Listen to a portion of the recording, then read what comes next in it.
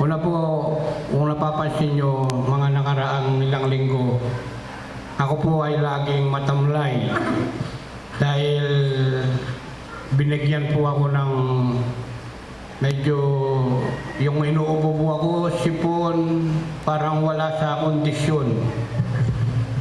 Pero hindi po ako tumigil kahit nararamdaman ko yun dahil sumobra yata ako sa trabaho pangkatawan, kulang pang spiritual. Kaya parang nanghihina po ako, pero parang merong nagsasalita sa akin, kaya mo yan. Nakikita po natin ang buhay, lalo na ngayong panahon ito. Yung katawan ko sa mga litrato kahapon, parang tumaba na naman ako. Ano po? Kaya napakabuti po ng Panginoon. Basta yung paglilingkod po natin sa Kanya, huwag po nating bawasan, kundi ilingin po natin sa Kanya, dapat pa nating dagdagan para yung mararanasan natin na pagpapala na ating nasan nating maganda sa ating inaarap ay ating makakamtan. Ako po ay nagpapasalamat sa Panginoon. Katulad po ng mga binibigay niya sa amin, totoo po, wala nang dumarating sa amin si sister, nag-aalaga na lang ng apo. Kung may konti akong bukid, pero sa totoo lang, hindi pa rin nakabawi dahil puro yung pungani, puro mahina. Pero nararamdaman ko, di ako pinabayaan ng Panginoon. Katulad po kahapon, ay natin ko lang sila sister doon, pero nakasama pa ako sa kanilang banding. Napakasaya po.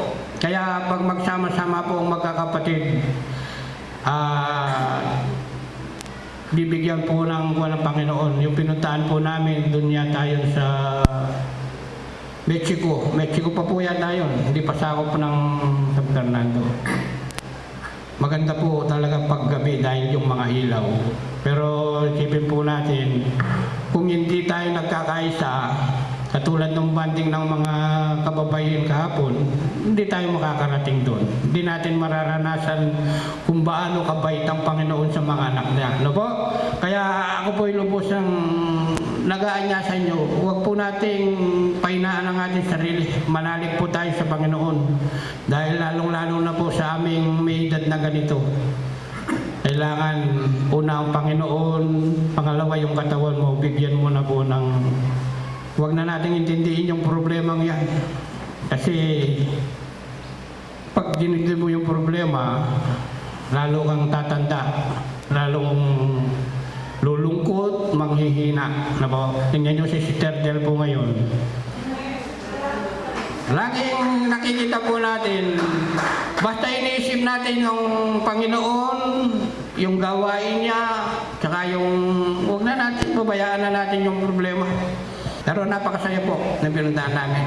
Kaya yung pinapatuto ko sa inyo mga kapatid, huwag po tayong tumigil sa paglilingkod sa Panginoon. At umasa po tayo sa Kanya para yung inaasahan natin sa inaarap ay ating makakamtan. Maraming salamat po. Tulad ngayon, parang talagang nakita ko po sa litrato, tumaba na naman ako. Malakas pa rin po kahit may edad na.